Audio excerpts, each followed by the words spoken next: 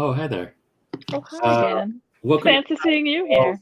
for episode 2, where we break down a little bit of what we saw, what we liked, what we didn't like, and hear reactions from 4 lovely casts and answer any questions you guys might have. So, if anybody has questions in the chat, hello to everybody that's hanging out with us. Hey, Shaggy. Hey, mystery viewers. Thanks so much for stopping by. Dragon Falls is our ongoing D&D 5e adventure. It's set in a setting of our own creation that we made through Microscope, created by Ben Robbins. You can check out all of his info down there, and check out all of our lovely folks. Yeah. Kick it off. Favorite moments. Maybe we can go around.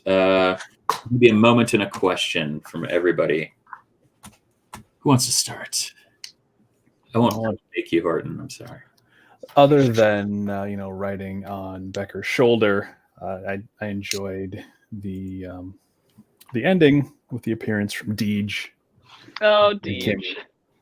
That should be interesting coming up next session. Yeah.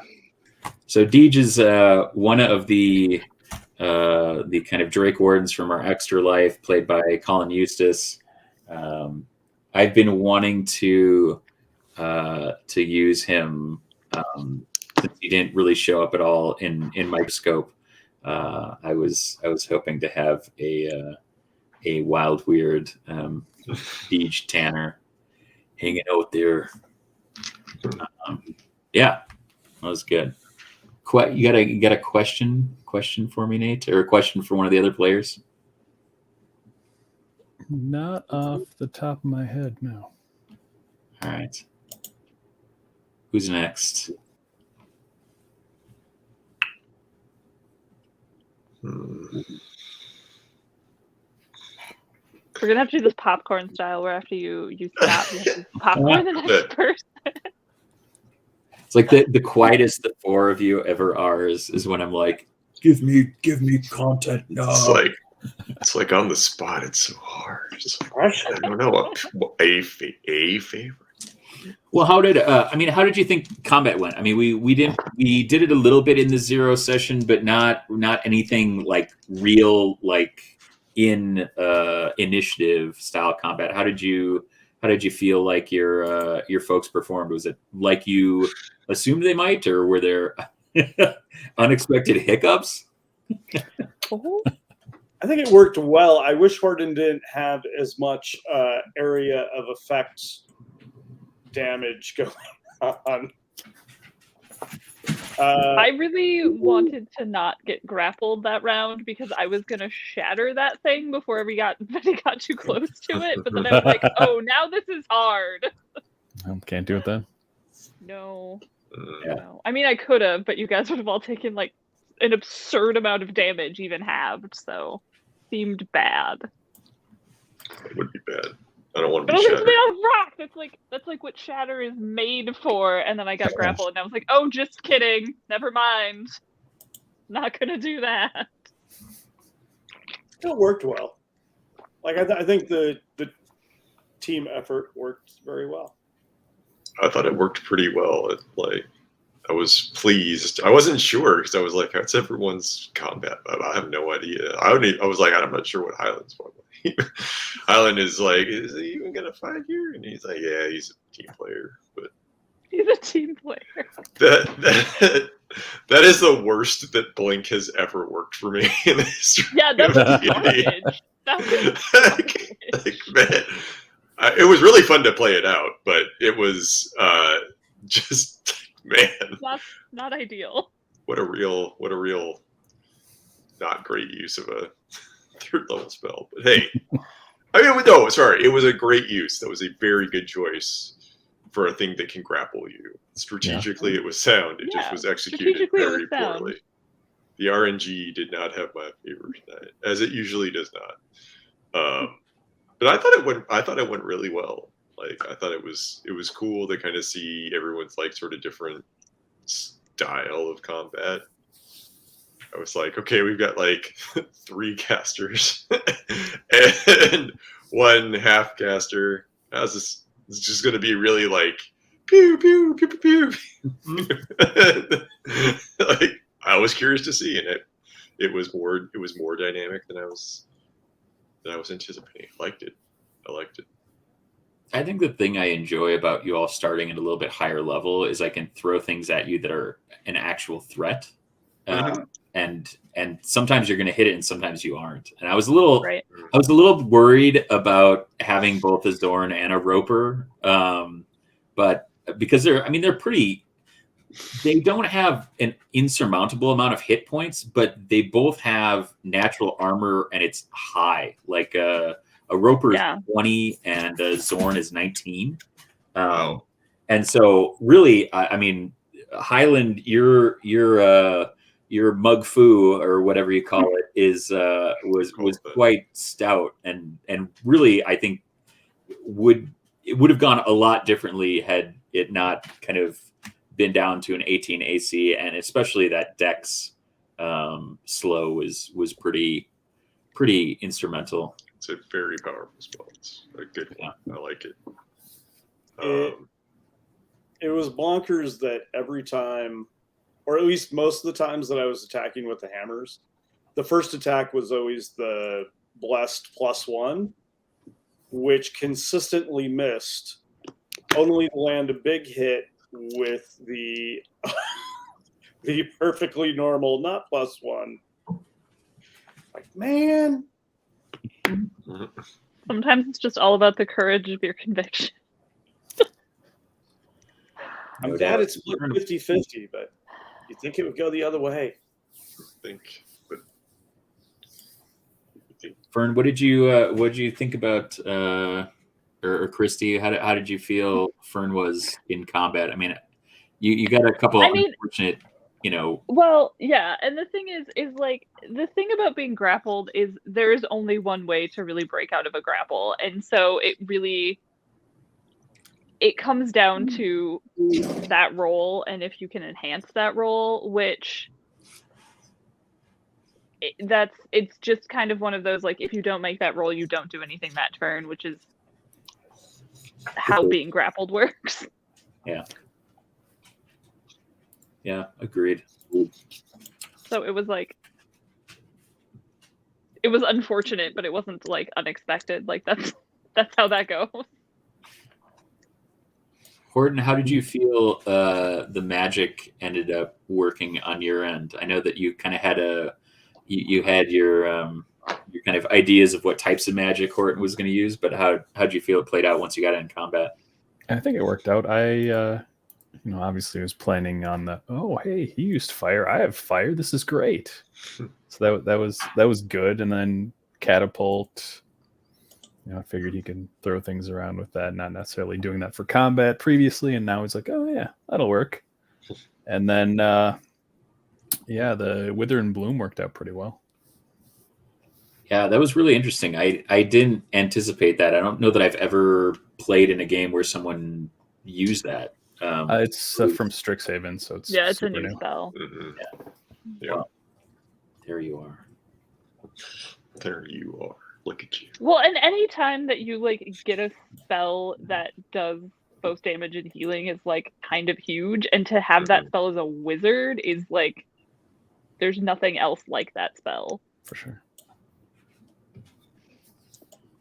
Becker, Joel, how'd you feel like Becker functioned? Did you feel like the embiggening and smashy worked as you hoped? Yeah, well, I think the thing that I'm appreciating at this point is there's a lot of versatility. Like, he's got some distance spells that can work. They didn't make sense in this moment, so none of them got used yet. But there is some distance stuff. The ability to grapple, the giant size, and like grappling or hammers or whatever it might be. Like, I just feel like he has a lot of options when stuff starts to go sideways. and being able to drop the shield of faith on party members, I think That's a is good also one. again that versatility of how do you cover combat. So I thought it worked really well, and finding people in a town, who knew, also a strong suit. Not too sure. It's a solid tactic. You gotta like The it. man of many talents, truly. You gotta respect it. That was very much a Joel tactic, and I appreciate that.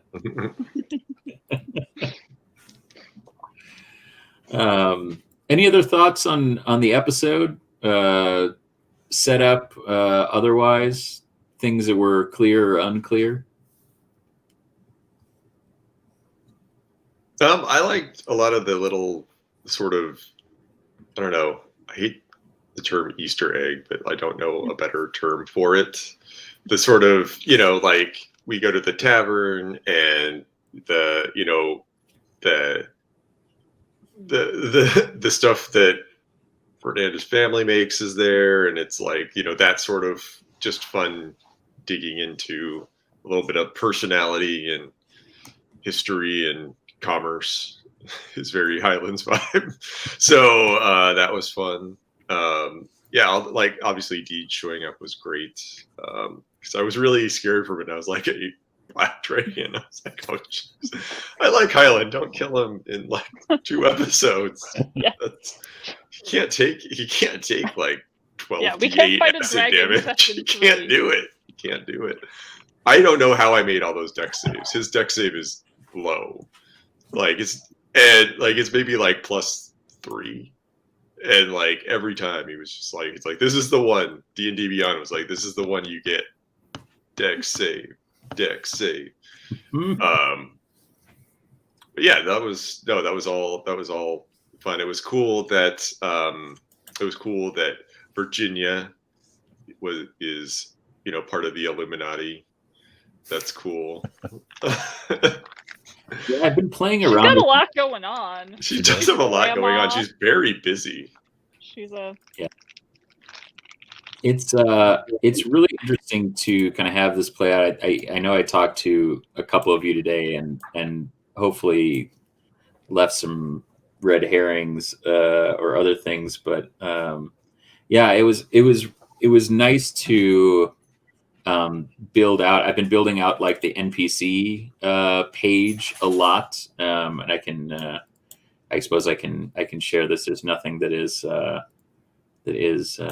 secretive in this, but I've been using the Notion a bit more in order to build out kind of everything. And so when you go in here, you can actually kind of have little previews. So I have little previews of everybody, and here's Professor Pikachu from Magizoology, and I've just been. What's that? Pieka. Sorry, Pikachu. Bless you.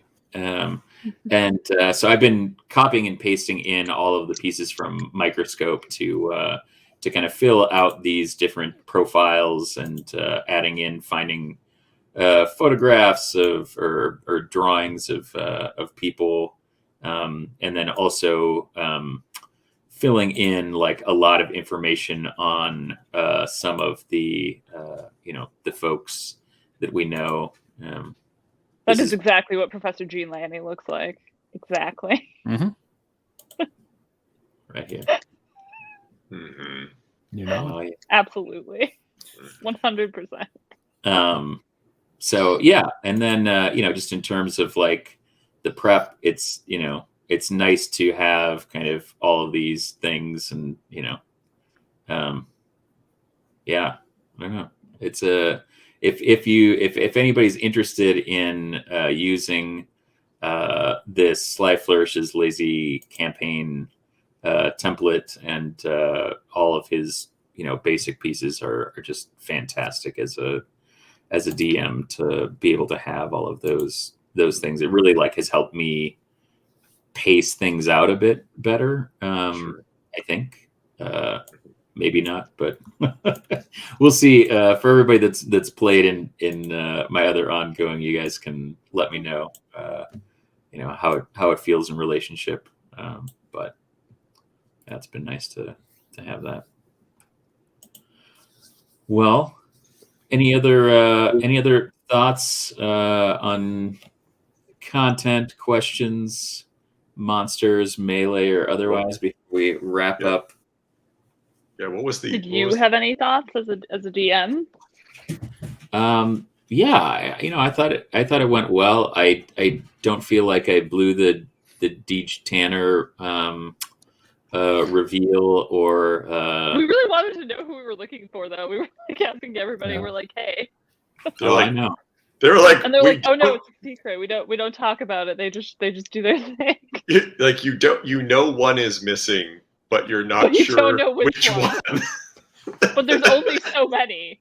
So it feels like through process of elimination. Yeah, like I feel like you're hiding. You got secrets, Dean. You got secrets, you little secrety Dean. God And damn. that's I mean, they are the Illuminati. that's of the ones that are left, right? I mean, it's 50 years later. We may not have all of them left. So I didn't want to kind of leave it open so much, but I also part of like Zandy only being able to track like the energy of the crystals without kind of knowing exactly kind of which one it was. I wish I would have thought of something that clever earlier rather than kind of in the moment for her, in terms of describing how they check in. I just kind of had that in my head as something that kind of came earlier today. That like I've been thinking about the crystals a lot, and whether they would have been taken away or whether like now that the falls were revealed, it would be better to have somebody that was at least kind of in the dragon bond to in their own way protect the falls. And yeah, I mean it's a curious thing to try to balance that and not having talked with everybody about kind of where they believe their characters to be, but touching base with some of you about it, I didn't want to kind of close the door on those characters completely, especially because some of you kind of populated them in the Microscope game. So I would propose, I don't know if we're titling episodes, but based on your comments just then, I would like to put forth for consideration the Drake Crystal. I will definitely use that. I named this one Whatever Happened to the Wardens of Tomorrow, after Whatever Happened to the Man of Tomorrow, the Superman story. But I think that the Drake Crystal is quite a good title. I'm trying to put something when we start, so it's not just like "Welcome to Drake One Falls" episode like 2 when we're streaming. But I mean, maybe that's just me. That's fine. You can title the episodes. It's okay. Yeah. Doesn't have to be some pun that I come up with when I'm uploading it to YouTube. Mm-hmm. I mean, I think we can all agree that this episode should have just been called Pocket Toast Saves Lives. Pocket Toast Saves Lives. Pocket Toast Saves Lives. Which was funny because I'm like, okay, Howland is not keen to be an adventurer. Spoilers. And he is like, I know, right? That's shocker. Sorry to blow a huge moment. Huge reveal in the after show. But I was like, but his mom is, and I'm sure, and she like historically is kind of like, you should join the family business. And Highland's like, there are 3 family businesses.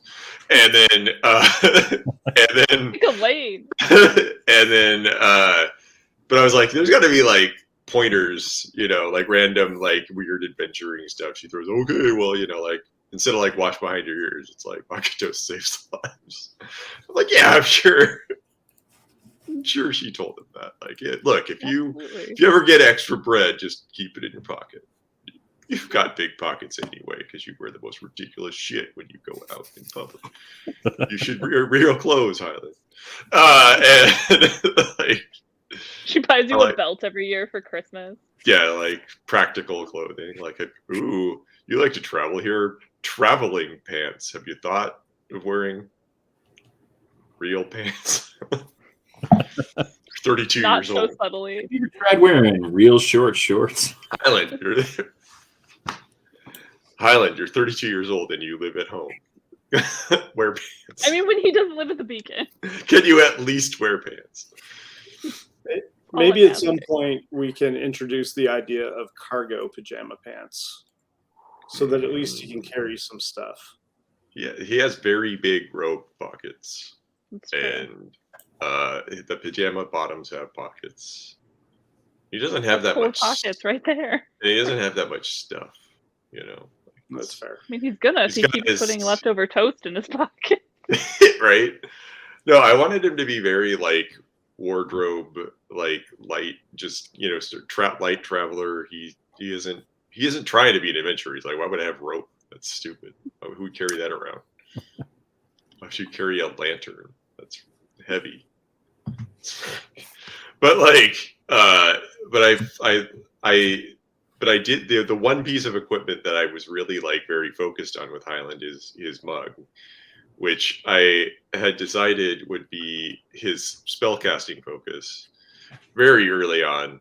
And then I was like, well, how does that work? And so I decided that his capstone project at Drakewind Academy was creating this ever full ceramic mug of spellcasting, which has worked out very well for him, I think. He graduated, so he did.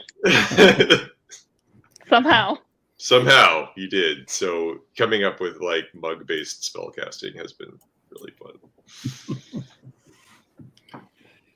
Were you gonna ask something right before Christy graciously asked me what I thought of the session? Oh, I was gonna say, what was the other thing? So we know the one is a roper, but I've never seen that monster. Oh, it's a Zorn. Yeah. Okay. It's an elemental. It's basically like an earth elemental. Okay. They're typically neutral. Hang out in caves. They can also they have really interesting abilities. I'm not going to throw any more kind of at you anytime soon, but they have really interesting abilities in terms of like blending into like earth and rock. So they get advantage on like stealth. So I thought that between the Roper and the Zorn, they'd be really interesting enemies for you all if you didn't have a kind of solution to the dark vision, pseudo dark vision. Should have dark vision. Definitely should not have dark vision. Oh my God! Come on, James. I thought it would be a way to do a bit of kind of thriller intrigue in case we were in a place where they could be kind of moving in the shadows around you. It would present a bit more of a challenge. So, were they actually a couple? I hope so. You really hope that the two things that you killed were a couple? Yeah, they were cute together. In terms of monster selection, I don't think you could have made a bolder choice. Ah! Yeah, that's where we just end the stream.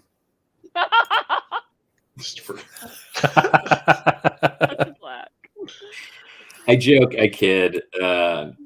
That's part of the reason why I like playing with you guys. There's a couple of puns while we were playing that just like totally cracked me up, and those always make the show that much more enjoyable. So yeah, it was really good.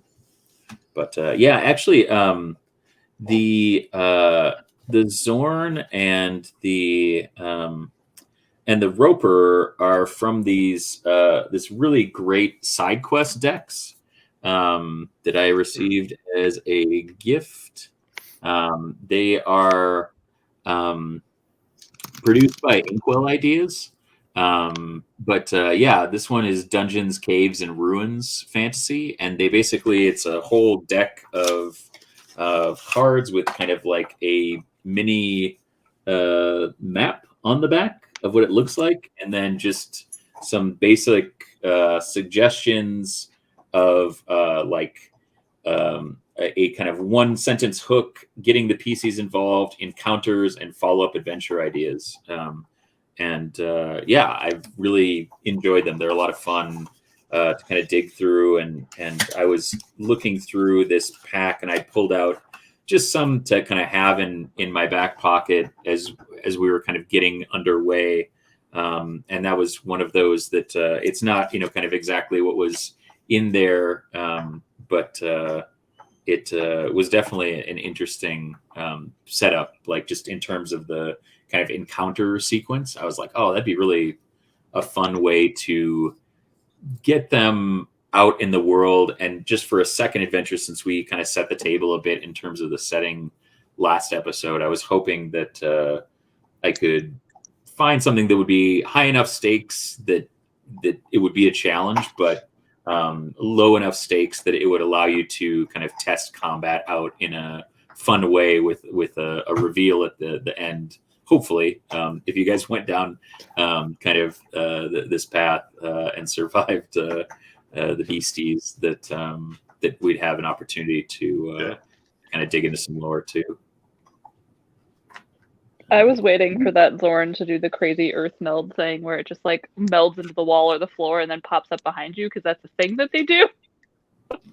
I just I didn't, once I got shackled, I was like, I don't have the kind of movement to do all of the things I would like to do with it. And I didn't know whether the shackles would go with it. And I was kind of like, in terms of pacing for the episode, I was like, I think that it's okay if this one goes down a little faster, because it'll get us to about about where we wanted to be with 2 hours. So yeah, I don't know. I was pretty happy with how it all kind of paced out, and yeah, and you can't be a little Deej at the end. So True. Although I will say I had to, I never find myself doing impressions of people. I find myself doing impressions of people doing impressions of people. So rather than watch Jesse Ventura, I just watched Will Sasso do Jesse Ventura, because I feel like he does it incredibly well. I think he does it better than Jesse Ventura does, but Jesse Ventura. At this point, yeah, and I find him amusing, where I don't really find Jesse Ventura that amusing at all. True. Yeah, You're gonna give somebody the follows, like Ricky Norton does a great Jesse. He does. I actually, it's uncanny. It is ridiculous. I didn't decide whether I was going to use Deej or do something else, kind of for the third kind of scene type thing. But then when I thought of that, I was like, it's probably too late to contact Ricky and have him just record. I was going to see if I could just have him record a line and then just play it for you guys when you got there. But I just I listened to Will Sasso do it for a while, and then wrote down a sentence that was not anything I wanted him to say, but it was just the sentence that sounded most like Jesse Ventura. So right before, I don't know if you noticed, but I went like this, and then I muted my microphone so I could say that sentence the way that Will Sasso said that sentence, so I could try to not fuck up doing the accent, because I was trying to do it with Ben earlier, and I kept sliding into Macho Man, and I was like, oh God, he can't sound like Professor Lanny. He has to sound that would have been amazing. Professor Lanny, Black Dragon. You're dragon. What are they hired you? I just do all. I thought your shoe was powerful. You do dragons too. It's amazing. That's you're burying the lead there a little bit, Professor Lanny. I am stoked it's Deej, because I feel like Deej is the one of the 5 that Highland will get along best with. Yeah, that's funny. Yeah, I forgot I don't know. I should probably save it for next time I do it. But the one I forgot to describe the spell. Yeah. Is so when he casts Healing Word. Yeah. He blows on the steam of his bug, and this sort of like golden mouth appears and sort of flits over to whoever he's casting it on, and in their ear it whispers vibes, and then they feel better. That's beautiful. That's amazing. Any closing words as we're hanging here? Don't take his joke for granted. Shaggy, that was good. That I is like some it. good stuff. So we got 5 minutes left. Let's maybe go around the horn. Tell folks where they can see you, where they can follow you, and then we'll wrap things up. And we'll start as always with Nate.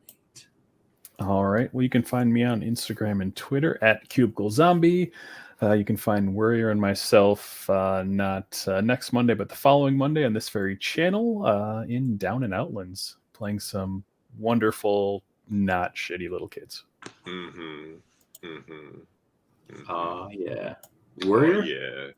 Oh, yeah. You can find me at Worrier MN on the socials. You can find me where Nate said, and yeah, that's it. That's where I'm at these days. Excellent. Christy. Thank you for being my horse, Nate. You can find me at Lady Christy and on Instagram at Lady Christy K. And that is where I hang out and post my Wordle scores and pictures of my cat. Yeah. Solid content. You know what you're getting. No doubt.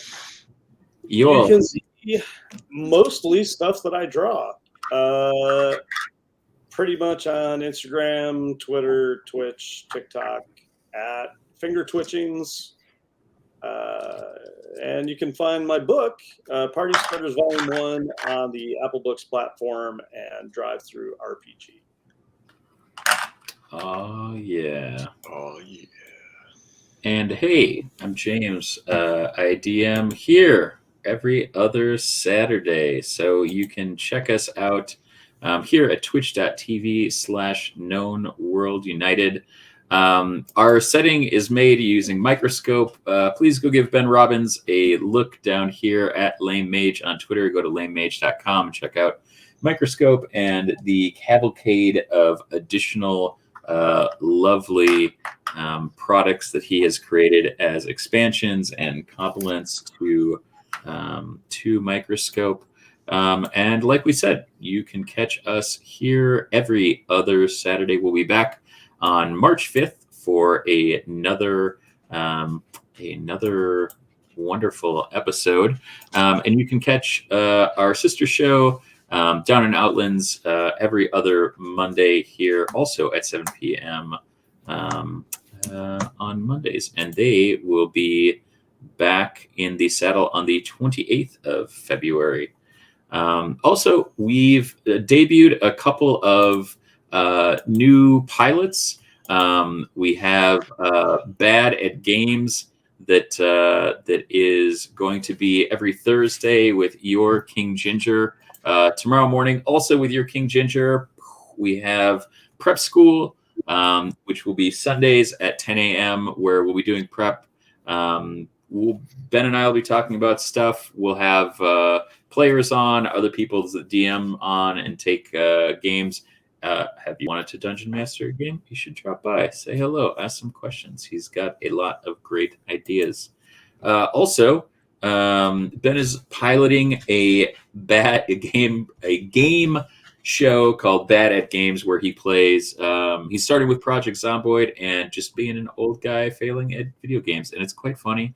And he gets quite angry, and it's quite amusing. So check that out. And then, as always, hey to Shaggy in the chat. Do you like Tiny Things? Do you like Meng? You should come over Tuesday. Diamond Dave, New Money Matt, and your King Ginger, and maybe the T Lord will be dropping by for a little something, and to work on Tiny Dudes by a bunch of big dudes. Other than that, next Next session will be March 5th for us, right back here on twitch.tv/Known World United. Come hang out with us. Welcome back to Drakewind Falls. In 2 weeks here, I'm the Beard. This is our wonderful gaming community, and we'll see you in 2 weeks. Bye. Oop.